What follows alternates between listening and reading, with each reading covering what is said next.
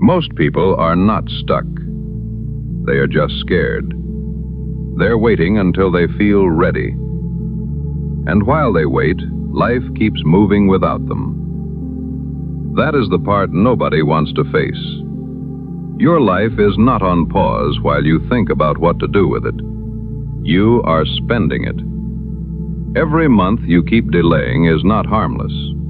Every year you keep telling yourself soon, later, or next week is not patience. It is time lost. Time you will never get back. Because the perfect moment is never coming. Life does not stop and bow before your hesitation. It does not pause and say, "Take your time." No. Life keeps moving. The clock keeps ticking. And whether you act or not, the cost is still being paid. That is why so many people wake up one day with a kind of sadness they cannot fully explain. It is not just sadness. It is the weight of postponed life. The weight of opportunities they kept circling but never took. The weight of knowing deep down that they did not lose because they tried and failed. They lost because they never even entered the arena. That is the real tragedy. Not failure, but never trying. Failing hurts your pride, but regret reaches deeper than pride. Regret settles into the bones. It follows a man everywhere he goes. It sits with him when the noise dies. It asks harder questions than failure ever could. Like, what if you had taken that opportunity? That is how life gets wasted. Not always in dramatic collapse, but in repetition, in the same excuses spoken with slightly different words. That is what most people call being stuck. But a lot of the time, it is not stuck. It is fear. Fear disguised as planning. Fear disguised as being patient. And fear, when it is allowed to lead, does not simply delay action. It teaches you how to live beneath your own life. You start accepting less from yourself. You start procrastinating on the things you know you should be doing. You start leaving things until next week, knowing full well that next week will never arrive. But here is something you need to realize. Nobody is coming to save you from this pitfall you're in. That truth can sound harsh until it sets you free. Because once you understand that no one is coming to drag you to your purpose, something changes. You stop looking around for permission from other people. You stop treating your life like a rehearsal. And that is what many people are doing, rehearsing life. Watching other people live boldly while they stay in preparation mode. But real life is never built there. Real life is not found in endless preparation. It is found in the arena, in action, in the first ugly step, in the hard beginning. That is where change starts. Not when you feel ready. It starts when you move anyway. Because action creates motivation, not the other way around. Most people have this backward. They think they need motivation first. But life does not reward that way of living. If you only move when you feel inspired, you will spend most of your life at the mercy of passing emotions. You will build only when it is fun. You will stay loyal only when it is easy. But that is not how anything meaningful is created. The life you want will ask you for more. It will ask for repetition, for discipline, for consistency, for the willingness to keep showing up when no one is impressed, no one is applauding, and nothing is happening. That is where most people disappear. And that is where the separation begins. Not at the beginning, in the middle. When the work stops feeling exciting, when the results stop being immediate, when success starts looking less like a breakthrough and more like waking up early and choosing to do the hard thing again and again. That is the part people call boring. And it is. But it is also where lives are built. Success is rarely dramatic. It is usually quiet, repetitive, unseen. A pile of disciplined days stacked so high that one day other people will mistake it for talent or luck.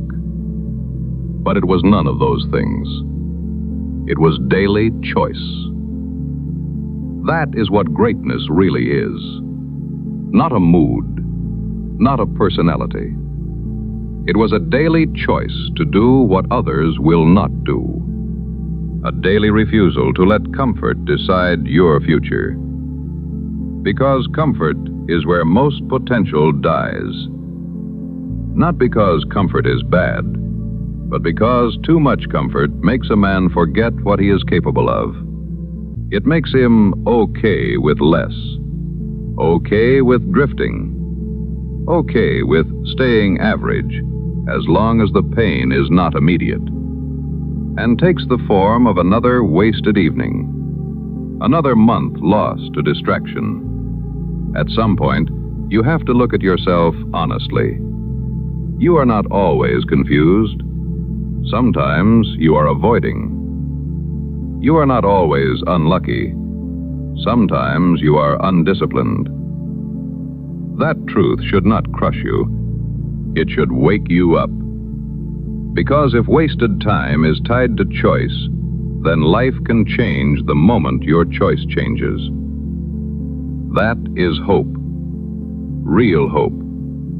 And it is found in decision, in saying enough is enough, and then proving that decision through action. Not once, repeatedly. Because confidence is not built by thinking about the life you want. It is built by keeping promises to yourself. Every time you say you will do something and then do it, something strengthens. Your word gains weight. Your mind begins to trust you, and your identity starts to shift. Every time you say you will do something and do not, something weakens. That is why so many people feel powerless, because they have been teaching themselves day after day that their own word means nothing. They promise, then delay. They begin, then fold. And eventually they no longer believe themselves enough to follow through. That is why disciplined action matters so much. It is not just about results. It is about restoring authority inside your own life. A man with inner authority moves differently. He does not need to announce his ambitions every week. He is quietly building, with repetition, with discipline. That is why the days that define you are usually the ones where you wanted to quit, but did not. The day you were tired, but still showed up. The day you were afraid, but still took the step. Those are not small days. Those are the days character is laid into the foundation. And every disciplined choice strengthens it, while every comfort-based choice weakens it. That is why you do not need more time, nearly as much as you need truth. Truth about your habits and daily actions. Because if you want a meaningful life, those old habits need to go. The addiction to comfort has to go. You do not become the stronger version of yourself by adding pressure on top of a weak foundation. You become him by cutting away what keeps making you smaller. That is the work. And yes, it is uncomfortable. But that's a good thing. Discomfort is not the problem. It is often the sign that life is finally beginning to move again. That the man you keep talking about becoming is finally being paid for. The life you want must be earned. In silence. In repetition. In mornings you do not feel like getting up. That is how a man changes. Not by becoming fearless, by becoming obedient to what he knows must be done. So stop asking for a perfect moment. There is no perfect moment. There is only this moment right now. So start here. Start ugly. Start unsure. Start with what you have. Because once you move, something changes. Momentum begins. Clarity starts returning. You become more confident. Not all at once, but day by day. You only get one life, so do not hand it over to hesitation. Do not let comfort or fear turn it into a slow burial. Do not spend your years studying the door when you could have walked through it. Move now, and then do it again tomorrow, and the next day, before it's too late. Because the door of opportunity will not stay open forever.